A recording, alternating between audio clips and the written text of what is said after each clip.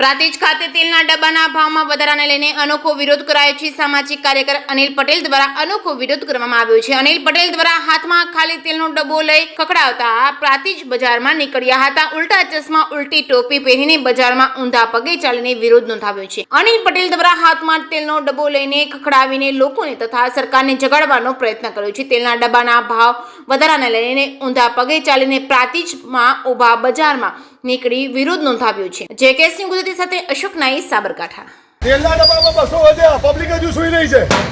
વિરોધ કરવાની શક્તિ લોકોએ ગુમાવી દીધી છે અને લોકો હજુ મંદિર અને મસ્જિદની જે મંદિર હોદવાના પ્રયત્નમાં પડી રહ્યા છે। એવડા છોકરા જલસા કરી છે, તમે ઊંધા પડી રહ્યા છો અને આજીવન પડેલા રહેજો।